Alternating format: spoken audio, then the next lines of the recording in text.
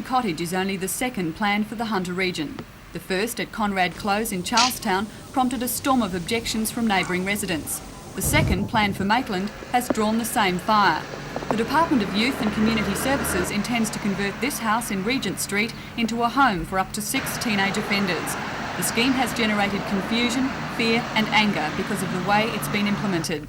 Maitland City Council has made it clear it's far from satisfied with the way the department has dealt with neighbouring residents and the council. The people of Regent Street are absolutely astounded, and that this development should be contemplated for the area without any consultation with them. That is the part that has them so nonplussed as why they have been overlooked and not consulted with regard to the activities that are planned for their area. The member for Maitland, Alan Walsh, however, disagrees. He says information about the scheme has been available to the council since August. The Social Development Committee, of which there are 5 aldermen present or as members, were aware back on the 14th of August of the Department of Youth and Community Services intentions. Still, the Mayor, Pat Hughes, says this notification wasn't adequate. How quite well the Mayor himself may not, or I'm sure he didn't know about the cottage or the intentions until I told him last Friday. But whether it was adequate or not, I mean, he'd have to answer that. At this late stage, will public objections make any difference? I think it's important that I'm sure the Minister will take note of the residents' particular concerns. The department has actually purchased the cottage, so you could say it's a foregone conclusion to that extent. But again, it is important that the residents have access to the Minister via myself to lodge their particular complaints or concerns. But I'm convinced a lot of the concerns lie out of ignorance and fear of the unknown, and I'm sure that most of the residents will actually support the project once they're fully aware of what it's about.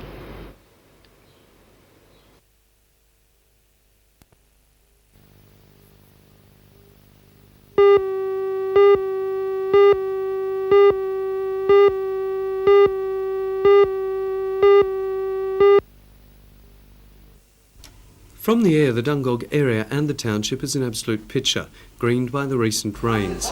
Inside the art pavilion on the showgrounds, this year's display of oils and watercolours could too only be described as absolutely stunning. With a record 195 entries, the adjudicator, the Earl of Gosford, had a hard task selecting the winners.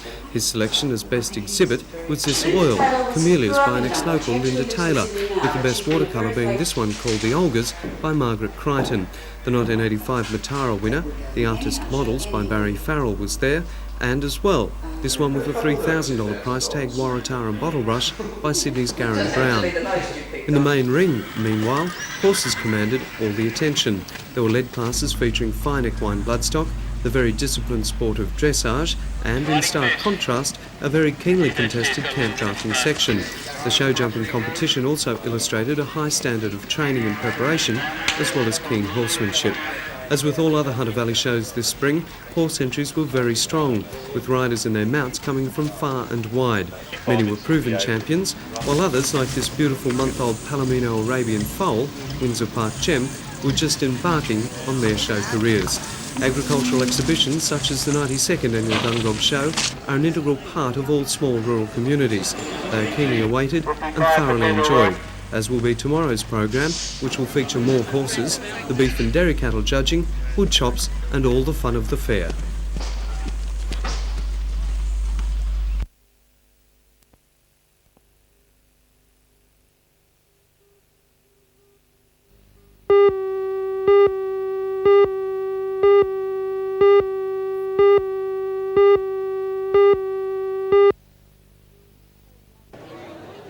A new Ford Laser was the prize hundreds of Novocastrians were hoping to win.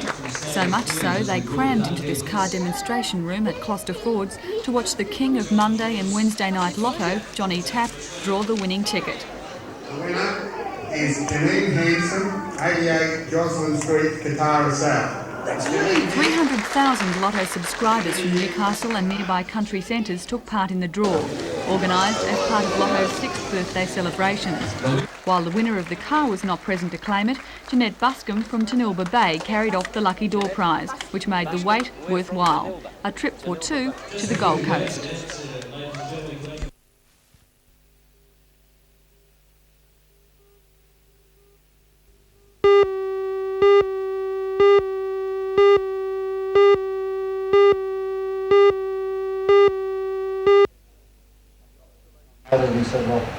The Australasian Corrosion Association Conference is being held at Newcastle Tattersalls Club for the next 5 days. 140 experts from Australia, the United States, Britain, New Zealand and the Netherlands will be exchanging views on the corrosion problem.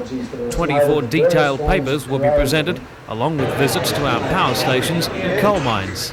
The conference was told today that 10% of the cost of corrosion could be eliminated by using technology already available to its fullest. I don't think the general public realise just how much corrosion costs each individual. The theme is hidden corrosion. What does that mean? Hidden corrosion in this context means the vast amount of material which is hidden underneath the ground. Telephone cables, being a post office engineer, that's my first thought. Water mains, sewerage, all that sort of thing. And we're looking, the main theme of this conference is looking at the cost of corrosion and what happens to pipes which are under the ground.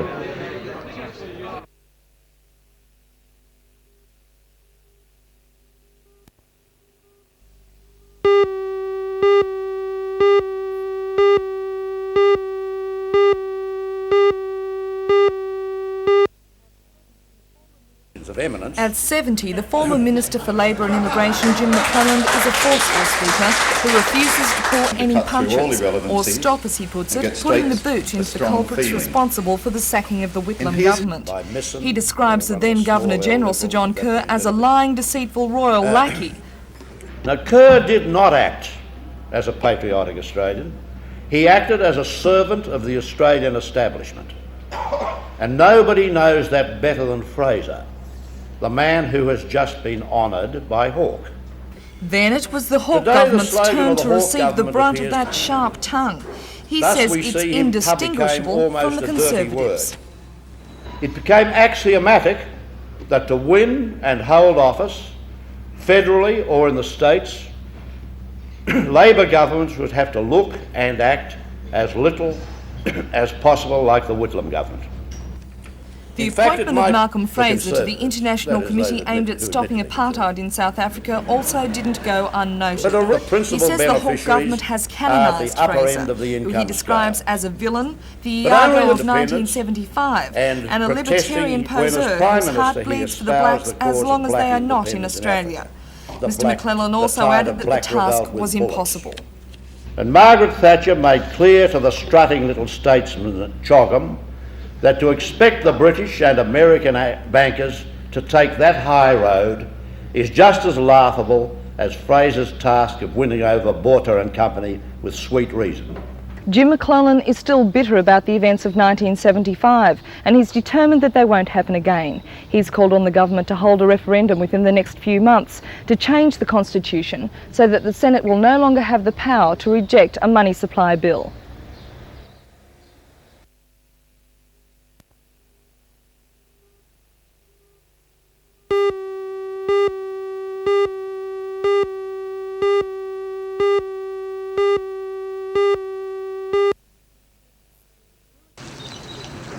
The spill occurred when two 45-litre drums containing chromium trioxide fell off a truck near the corner of Glendale Drive and Graham Street.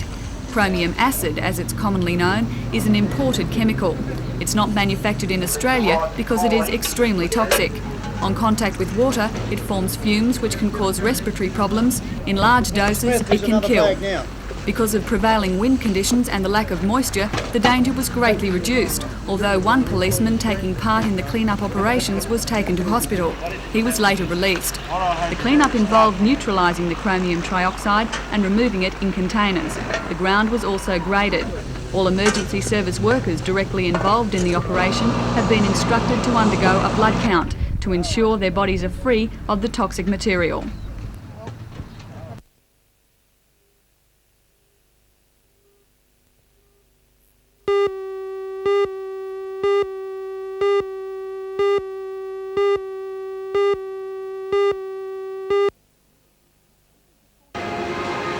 This is the 42nd year students from the Hunter Valley schools have submitted works for the joint exhibition. Young Artists 85 is organised by the Art Curriculum Development Committee, and it brings together in a non-competitive display the works of students from preschool through to Year 12. As in previous years, the works ranging from mobiles, book illustrations, pottery to this multicoloured coat have been arranged in age groups. Many Year 12 students are also exhibiting their HSC submissions for 1985. Young Artists 85 will be on display for public viewing at Garden City Shopping Centre until the 22nd of this month.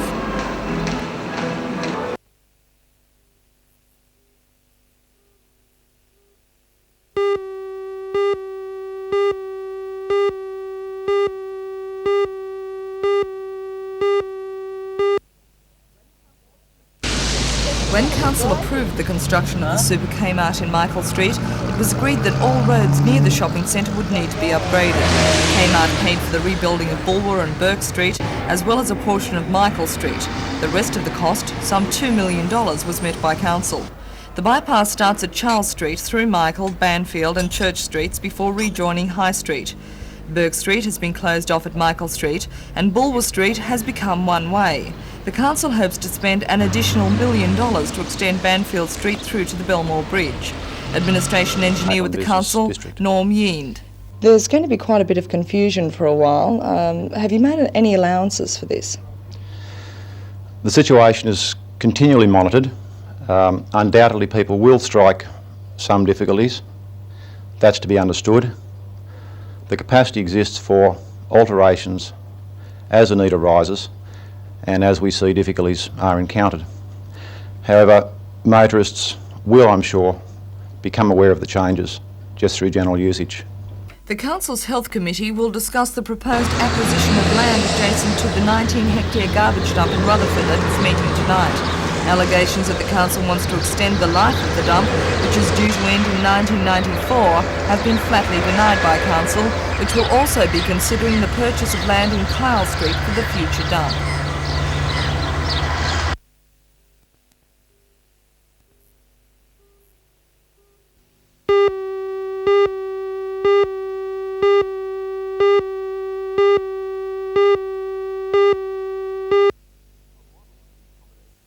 A model of the accommodation project was unveiled for the first time today following the approval of the project last night by the Lake Macquarie Council. The Hunter Youth Village, as it will be known, will provide accommodation for at least 24 youths, aged between 15 and 25, but double bunks could mean that up to 48 will be able to stay. The village is different from a youth refuge in that it attempts a long-term home for those in need. Each resident will be required to attempt some form of study or at least work the grounds. The Hunter Life Education Centre, which has instigated the project, is a non-denominational Christian organisation aiming to give young people self-esteem and motivation. The idea has received strong support from local, state and federal governments, and grants are expected to be announced soon. Construction is expected to begin early next year on a 4-hectare site in Clifford Street, Barnsley, donated by Colin Allied. The chairman of the Hunter Life Education Centre, Father Arthur Bridge, says several other companies are likely to make major donations towards the $1 million cost of the project. Father Bridge says the major cause of homelessness amongst young people is the breakdown of the family unit.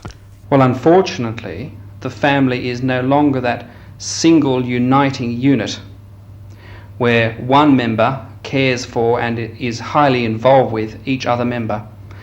Consequently, our young people are rapidly becoming the most expendable commodity that this society of ours holds. Now, some of us have got to take our responsibilities seriously enough to put the hand out and help them. Now, this village only provides for 24 young people, but if we can salvage and make a real attempt to help 24 young people on a regular basis, then we'll have achieved something really quite remarkable. Thank you. That's great.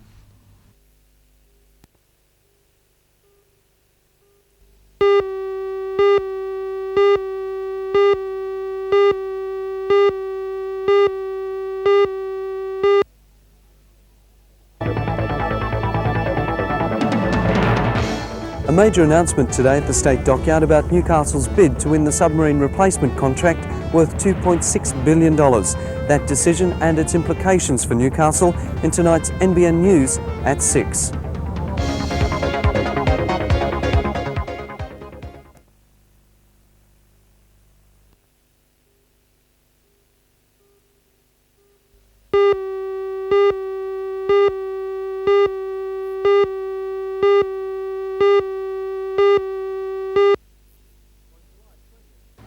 On July 20th this year, 61-year-old Gordon Leggett was gunned down in his liquor store at Tyers Hill by an armed bandit. The gunman fled with next to no money and escaped through an alley near the store. Police conducted extensive investigations and in the early stages believed the man they were searching for was either a drug addict or a prison escapee. Despite a number of leads, police clues on the killer's identity have nearly dried up and they're once again appealing to the public for help.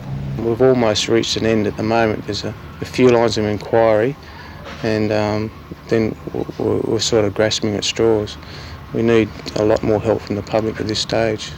The description of the killer is still sketchy. A green balaclava like this one on the identical dummy stopped any of the witnesses getting even a glimpse of his face. Police believe the man is in his early 20s, about 180 centimetres tall and of medium to thin build. Detectives say the .22 calibre sawn-off rifle used in the robbery has not yet been recovered and could be the key. The Regional Crime Squad has applied to the state government for a $50,000 reward for information that helps solve the murder. They say this may draw out anyone who may have information. And we're hoping that this will bring forward someone that can give us a bit more information and lead us towards it. Particularly, we received an anonymous call that has never come back to us, and we're hoping this person might come back too, and someone else that could know something about it. So you're fairly certain that other people will know something about the murder? Well, somebody would have to know something, we feel, because even if they've seen something they don't realise, like a balaclava or a gun or someone acting nervously or different, but usually someone's got to see something, and it's something we'd really like to solve.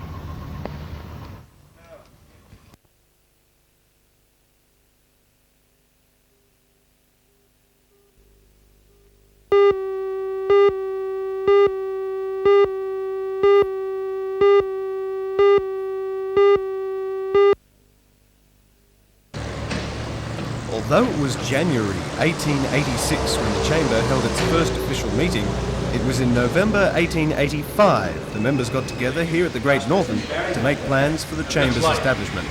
Today's meeting was the first in a series of projects to mark the Chamber's centenary. We're standing right opposite what will be Enterprise Park, hopefully in January. That's a joint Newcastle City Council and Chamber project. We're contributing most of the funds to the city, and one of our members is contributing a lot of shrubs and things like that, which is great to see. It will form part of the Harbour Foreshore beautification scheme. The other very important function we have on is in February to celebrate the actual centenary of the first meeting of the Chamber, when the Governor-General is coming to have dinner with us, and in July we're hoping, we're just waiting for a reply now, that the Prime Minister will come and have a lunch with us at what will be our annual general meeting, but of course it'll be a very important centenary annual general meeting.